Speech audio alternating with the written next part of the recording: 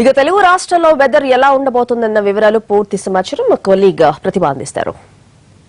లో మనం చూస్తున్నాం గత రాత్రి నుంచి కూడా కుండపోతగా వర్షం పడుతోంది.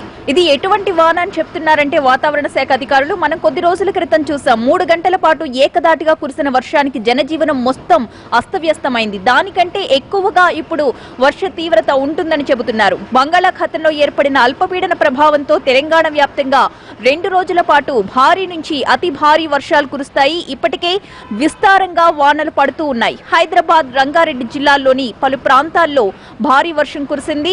కూకట్పల్లి, అమీర్పేట్, సికింద్రాబాద్, ఖైరతాబాద్, జూబ్లీహిల్స్, ఎర్రగడ్డ, అలాగే రాజేంద్రనగర్, శంషాబాద్, ఉప్పల్, అంబర్పేట్, కుత్బుల్లాపూర్, ఇబ్రహీంపట్నంలో వర్షం దాటికి రోడ్లు పూర్తిగా జలమయమయ్యాయి. మరో 2 రోజుల పాటు హైదరాబాద్ లో కుండపోత వర్షాలు నమోదయ్యే ఛాన్సెస్ కూడా ఉన్నాయి. ఇటీవల హైదరాబాద్ లో 3 గంటల పాటు ఏకదాటిగా కురిసిన వర్షాన్ని మించిన కుండపోత కురవచ్చని అధికారులు అంచనా వేస్తున్నారు. అత్యవసరమైన పనులుంటే తప్ప బయటకు రాకపోవడమే మంచిదని చెబుతున్నారు. ముఖ్యంగా నాలాలు, మ్యాన్హోళ్ల విషయంలో కూడా జాగ్రత్తగా ఉండాలని సూచిస్తున్నారు. చిన్నపిల్లలు బయటకు రాకుండా జాగ్రత్త పడాలి. అటు ఏపీలోని గుంటూరు, ప్రకాశం జిల్లాల్లో కూడా భారీ వర్షాలు పడుతూ ఉన్నాయి. దాచేపల్లి, మార్చర్ల రైల్వే ట్రాక్ కొట్టుకుపోయింది. భారీ వర్ష సూచనతో తెలంగాణ ప్రభుత్వం అప్రమత్తమైంది. రాష్ట్ర వ్యాప్తంగా అధికారులను అప్రమత్తం చేయాలని సీఎం ఆదేశించారు.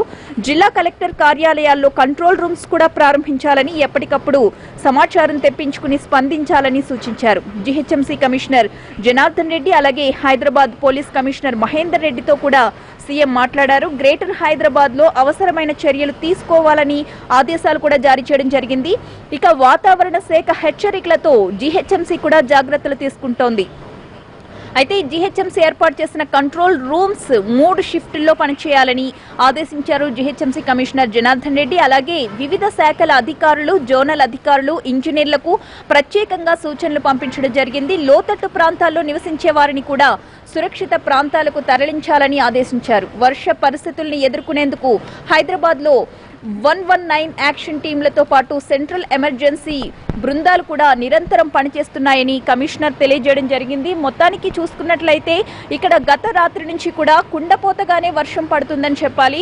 అయితే ఈ రోజు బక్రీద్ సెలవు దినం కావడంతో కాస్త గతంలోలా పరిస్థితులు ఉండకపోవచ్చు. ఎందుకంటే స్కూల్స్ సెలవు ఉంటాయి, అలాగే కొన్ని కార్యాలయాలకి కూడా హాలిడే కావడంతో అంత ట్రాఫిక్ జామ్ ఉండకపోవచ్చు. ప్రజలు కూడా అంత అవస్థ పడాల్సిన అవసరం కూడా ఉండకపోవచ్చు. అయినప్పటికీ కూడా అధికారులు సూచిస్తున్న మేరకు ఈ 3 రోజులు కాస్త జాగ్రత్తగా ఇళ్లలో ఉంటేనే మంచిది అని చెప్పి హెచ్చరికలు జారీ చేస్తున్నారు. అండ్ 15వ తారీఖు నిమజ్జనం సందర్భంగా అలాగే రేపు ఈవినింగ్ కూడా కొంత రద్దీ ఎక్కువగానే ఉండొచ్చు అని చెప్పి అధికారులు అంచనా వేస్తూ ఉన్నారు. ఇది ఇక్కడి తాజా పరిస్థితి.